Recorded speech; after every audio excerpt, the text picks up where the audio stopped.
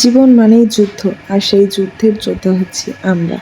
সারা দিন বাচ্চা কাচ্চা সামলে কলেজ করা, ভিডিও এডিট করা, ভিডিও করা, মানে সব কিছু আসলে অনেক চাপের হয়ে যায়, কিন্তু কিছু করার নেই। পেজটা আমার খোলার শখ থেকে এখন হচ্ছে আমি দেখাচ্ছি আমার আরেকটা দিন কিভাবে কাটছে, মানে আমার দিন ব্যস্ততা কিভাবে কাটছে। তো সকালবেলা উঠে কলেজে গেছি, সেটা তখন অত তাড়াহুড়ো আর ভিডিও করতে পারিনি। তো কলেজ থেকে এসে আমি চিন্তা করলাম একটা শাড়ির কাপড় পরে আছে অনেক দিন যাবত, সেটাকে কিচ্ছু করা হচ্ছে না। তো আর যে ছবি আঁকা আমার খুব পছন্দের ছিল একটা সময়, তো চিন্তা করলাম কেন না হাতে পেইন্ট করি। আর আসলে মানুষের হয় কি, হাতে যখন সময় থাকে না তখন মনে হচ্ছে এটা করি সেটা করি সেটা করি এইটা করি। এই কাপড়টা কেনা আমার বাবু হওয়ারও অনেক আগে। তো এখন বাবু বাচ্চা কাচ্চা সামলে আঁকা তো সম্ভব হয় না, কিন্তু তারপর এখন মন চায় যে হ্যাঁ কিছু করি।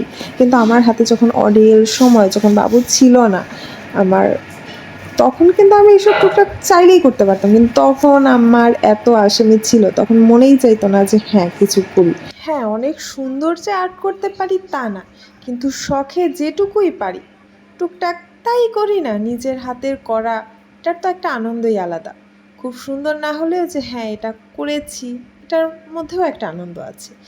যাই হোক, এই আঁকাঝোঁকা শেষ করে তারপর আরও বাকি যে কাজ ছিল সেগুলো করতে গেলাম।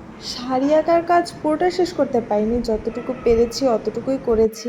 এরপর বাবু ঘুমিয়ে গিয়েছে পর আমি এসব কাজে বসেছি, কারণ এটা দিয়েও আবার একটা রেসিপি ভিডিও করব। যদিও এক বেলায় আমি পারিনি, নারকেল কুড়িয়ে বেটে টুকটাক কাজ যা রাতে করে রেখেছি, যেটা মানে রাতে যতটুকু করা সম্ভব।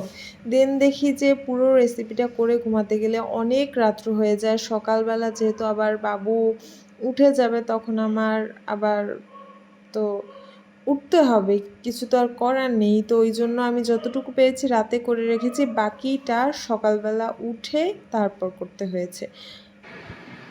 এই তো দেখতেই পাচ্ছেন ছেলে আমার ঘুমিয়ে, আর আমিও ঘুমিয়ে গেলাম। সকাল থেকে উঠে দেখি ওই দিন প্রচুর বৃষ্টি বাইরে।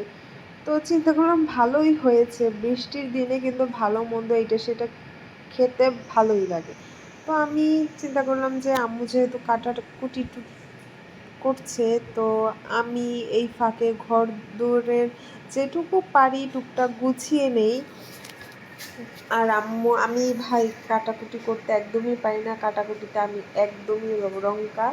তো আমি তাই ঘরদোর গোছানোর কাজে নিয়েছি। তো ঘরদোর টুকটাক যা পেরেছি বাবুকে নিয়ে গুছিয়েছি। এরপর যে আম্মু তোমার নাতির জ্বালাতন আমি আর সহ্য করতে পারছি না, তোমার নাতি তুমি সামলাও, তোমার যেহেতু কাটাকুটি করা শেষ, রান্না বান্নাটা এখন আমি করি। আর আগে না রান্না বান্নার প্রতিও একটা কেমন অনীহা ছিল, যে রান্নাবান্না খুব একটা প্যারার কাজ, কিন্তু কাটাকুটি করা থাকলে আমার রান্নাবান্না করতে ইদানিং ভালোই লাগে। হ্যাঁ, আহামরি অনেক ভালো একদম রান্না করতে পারি না, কিন্তু টুকটাক যেইটুকু পারি এখন আমার ভালোই লাগে রান্না করতে। মাঝে মাঝে মন চায় যে হ্যাঁ রান্না করতে যাই, কিন্তু যেই কাটাকুটির কথা মনে পড়ে ভাই, আমার মন চায় থাক থাক, রান্নাঘর থেকে একটু দূরেই থাকি। তো এক পাশে করল্লা আর এক পাশে হচ্ছে রান্না করছিলাম কচু। তো করল্লাটা হয়ে গেলে আমি এখানে পাবদা মাছটা রান্না করব। ভাই পাবদা মাছ কেন, যে কোনো মাছই আমার ভেজে তারপরই রান্না করতে ভালো লাগে, কিন্তু আম্মু বলছিল যে সবসময় তো ভেজে রান্না করো, আজকে পাবদা মাছটা কষিয়েই রান্না করে দেখ যে খেতে কেমন লাগে, ভালো না লাগলে তখন হ্যাঁ রান্না ভেজে রান্না করলি, কিন্তু এখন এইভাবে একবার খেয়ে দেখ যে কেমন লাগে। আমি চিন্তা করলাম যে হ্যাঁ আসলে দেখি এইভাবেও খেয়ে।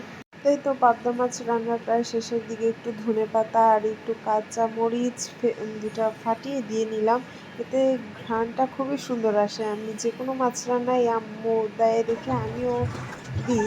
তো এরপর আবার যেহেতু রেসিপি ভিডিও করব, তাই চুলাটা সুন্দরভাবে মুছে নিচ্ছিলাম। কালকে রাত্রে তালের বিচিটাকে চিনি দিয়ে জাল করে রেখেছিলাম, তো আজকে রেসিপির বাকি অংশ শেষ করলাম। এরপর কিছু থালা বাসন ছিল, সেগুলো ধুয়ে রান্নাঘরটা সুন্দরভাবে পরিষ্কার করে নিলাম। এরপর গোসল টোসল করে নিয়েছি। যাই হোক, আজকের মতো ভিডিও এখানেই শেষ করছি। আল্লাহ হাফেজ।